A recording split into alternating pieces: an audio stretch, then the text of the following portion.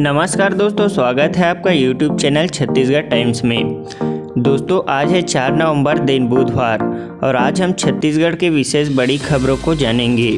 दोस्तों, यदि आप चैनल में नए हो तो चैनल को सब्सक्राइब कर लें और साथ ही बेल आइकन को दबा दें ताकि आपको छत्तीसगढ़ के विशेष मुख्य खबरें सबसे पहले मिलती रहे।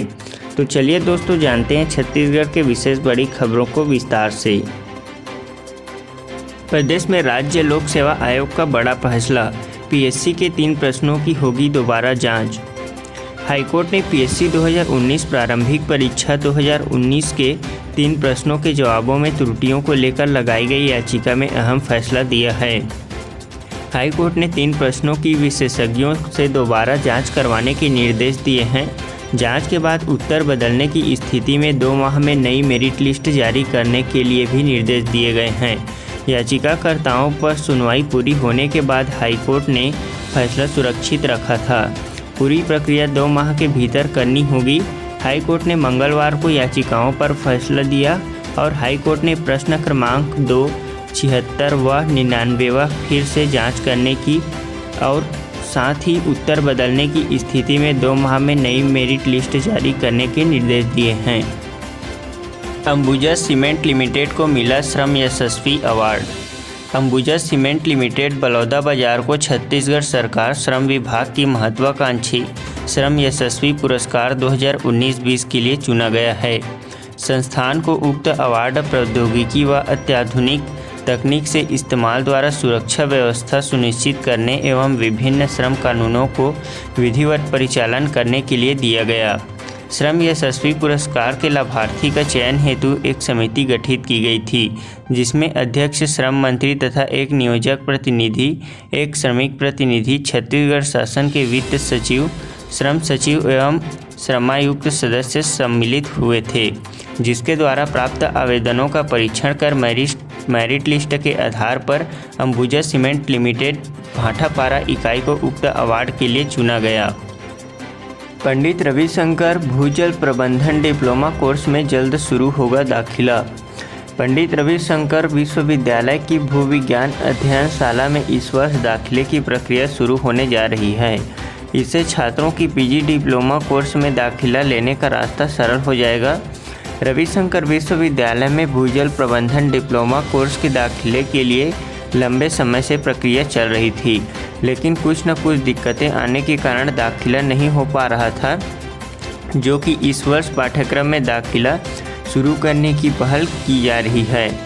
विभागीय सूत्रों की माने तो कुलपति के मार्गदर्शन से पाठ्यक्रम को संचालित करने के लिए सहमति मिल गई है। राज्य में केंद्रीय समर्थन मूल्य पर 1 दिसंबर से होगी धान की खरीदी।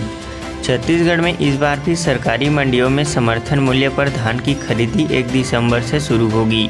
किसानों के प्रति एकड़ 15 क्विंटल धान खरीदी का मापदंड इस बार भी लागू रहेगा। धान की खरीदी राज्य की करीब 2048 सोसाइटियों में एक साथ शुरू होगी। यह निर्णय सोमवार को मंत्रिमंडलीय उप समिति की बैठक में लिया गया। बैठक में धान खरीदी के लिए बारदाने की व्यवस्था पर भी चर्चा की गई। उप समितियों के लिए गए निर्णयों का प्रस्ताव कैबिनेट की अगली बैठक में रखा जाएगा। प्रदेश में इस वर्ष 85 लाख मीट्रिक टन धान खरीदी का लक्ष्य रखा गया है। छत्तीसगढ़ में सिंचाई परियोजनाओं के लिए 18 करोड़ से अधिक राशि की स्वीकृति। छत्तीसगढ़ के विभिन्न जिलों में सिंचाई परियोजनाओं के निर्माण और जीर्णोद्धार के लिए 18 करोड़ 13 लाख 30 हज़ार रुपये की प्रशासकीय स्वीकृति सरकार ने प्रदान की है। इन परियोजनाओं के निर्माण व जीर्णोद्धार पूरा होने से 348 हेक्टेयर क्षेत्र में सिंचाई सुविधा उपलब्ध हो सकेगी। जल संसाधन विभाग के अफसरों ने बताया कि रायपुर जिले के विकासखंड तिल्दा के पचरी जलाशय का जीर्णोद्धार व नहर लाइनिंग कार्य के लिए 71 लाख 31 हज़ार की स्वीकृति दी गई है। अब गुणवत्ता के पैमाने पर परखे जाएंगे स्कूल। स्कूली शिक्षा की गुणवत्ता को बेहतर बनाने की सरकार की कोशिश वैसे तो जारी है, लेकिन शिक्षा के तेज़ी से होते व्यवसायीकरण की आंधी में यह कभी भी टिक नहीं पाई। अब ऐसा नहीं होगा। स्कूली शिक्षा में गुणवत्ता लाने के लिए राज्यों में एक स्वतंत्र प्राधिकरण का गठन होगा। फिलहाल इसे राज्य विद्यालय मानक प्राधिकरण नाम दिया गया है, जो कि स्कूलों की गुणवत्ता को बरकरार रखने के लिए फीस वृद्धि, किताब के चयन आदि से जुड़ी मनमानी पर भी रोक लगाएंगे। स्कूली शिक्षा के क्षेत्र में पिछले कुछ वर्षों में गली मोहल्ले के 2-2 कमरों में चलने वाले निजी स्कूलों की जिस तरह से बाढ़ आई है, इससे स्कूल की गुणवत्ता को लेकर नए सिरे से मंथन शुरू हो गया है। हाल ही में आई राष्ट्रीय शिक्षा नीति में भी इस विषय को गंभीरता से उठाया गया है। राज्य में नहीं बेच सकेंगे विदेशी पटाखे।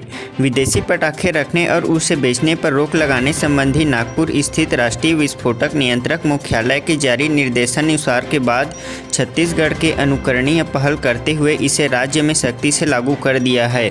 अब व्यवसायियों को लाइसेंस लेने के लिए शपथ पत्र देना होगा कि वे विदेशी में निर्मित पटाखों की बिक्री नहीं करेंगे और न ही वे ऐसे पटाखों का भंडारण करेंगे। दिशा निर्देश के बाद इस आधार पर प्रदेश के सभी कलेक्टरों ने कड़ाई से पालन करने का आदेश जारी कर दिया है।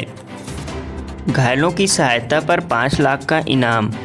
सड़क हादसे में घायलों की मदद करने वाले अच्छे शहरियों को 1 से 5 लाख तक इनाम दिया जाएगा। प्रत्येक राज्य में कम से कम 3 अच्छे शहरियों को नगद इनाम योजना में शामिल किया जाएगा। इसके साथ ही उन्हें सड़क सुरक्षा क्षेत्र में उत्कृष्ट कार्य के लिए प्रमाण पत्र भी प्रदान किए जाएंगे। मंत्रालय ने दुर्घटना में सड़क पर घायलों को अस्पताल पहुंचाने व अन्य प्रकार से मदद करने वाले अच्छे शहरी गुड सैमरिटन को कानूनी सुरक्षा देने का नियम पहले ही लागू कर दिया है। इसमें पुलिस अच्छे शहरी से पहचान, नाम, पता, मोबाइल नंबर बताने के लिए दबाव नहीं बना सकेगी। पुलिस उन्हें थाने पर बुलाने के लिए नहीं कहेगी। उत्कृष्ट कार्य के लिए अच्छे शहरियों को प्रथम पुरस्कार के तहत 5 लाख, द्वितीय पुरस्कार में 2 लाख व तृतीय पुरस्कार में 1 लाख का इनाम सीधे उनके बैंक खाते में दिया जाएगा। आयुष विश्वविद्यालय ने डॉक्टर विवेक चौधरी को परीक्षा की जिम्मेदारियों से हटाया। रायपुर के पंडित दीनदयाल उपाध्याय स्मृति स्वास्थ्य विज्ञान और आयुष विश्वविद्यालय के डॉक्टर विवेक चौधरी को परीक्षा प्रभारी के पद से हटा दिया गया है। यह कार्यवाही छत्तीसगढ़ राज्य महिला आयोग की सिफारिश पर की गई। जवाहरलाल नेहरू स्मृति मेडिकल कॉलेज की एक पीजी छात्रा ने डॉक्टर चौधरी के खिलाफ यौन उत्पीड़न की शिकायत की थी। शिकायत की सुनवाई के बाद महिला आयोग की अध्यक्ष किरणमयी नायक ने डॉक्टर चौधरी के खिलाफ कार्यवाही की सिफारिश की थी। मेडिकल कॉलेज से जुड़े डॉक्टर भीमराव अंबेडकर अस्पताल के चिकित्सा अधीक्षक रहे डॉक्टर चौधरी को कई जिम्मेदारियों से हटा दिया गया है। छत्तीसगढ़ विधानसभा के नए सचिव होंगे दिनेश शर्मा। दिनेश शर्मा को छत्तीसगढ़ विधानसभा के नए सचिव होंगे। विधानसभा अध्यक्ष चरणदास महंत ने अपर सचिव दिनेश शर्मा को पदोन्नति को मंजूरी दे दी है। यह पद अनिल राय के रिटायरमेंट के बाद से रिक्त था। वैसे तो शर्मा को चंद्रशेखर गंगराड़े के रिटायरमेंट के बाद अगले प्रमुख सचिव के रूप में देखा जा रहा है। गंगराड़े इस समय 31 दिसंबर तक एक्सटेंशन पर कार्य कर रहे हैं। राज्य बनने के बाद पहली बार जब छत्तीसगढ़ के मूल निवासी विधानसभा के सचिव नियुक्त हुए हैं। जीएसटी संग्रहण में छत्तीसगढ़ नंबर 1। छत्तीसगढ़ में अक्टूबर 2019 की तुलना में इस बार जीएसटी संग्रहण में 26% की बढ़ोतरी हुई है। जीएसटी संग्रहण में वृद्धि के मामले में छत्तीसगढ़ और आंध्र प्रदेश देश के बड़े राज्यों की सूची में संयुक्त रूप से पहले स्थान पर है। इससे पहले सितंबर में भी राज्य में बीते वर्ष की तुलना में 24% अधिक जीएसटी संग्रहण हुआ था। केंद्रीय वित्त मंत्रालय से जारी सूची के अनुसार प्रदेश में पिछले वर्ष अक्टूबर में 1570 करोड़ का जीएसटी संग्रहण हुआ था। इस साल अक्टूबर में 404 करोड़ बढ़कर यह आंकड़ा 1974 करोड़ रहा। दोस्तों, वीडियो को सब्सक्राइब जरूर करें ताकि इसी तरह आपको छत्तीसगढ़ की विशेष बड़ी खबरें सबसे पहले मिलती रहें।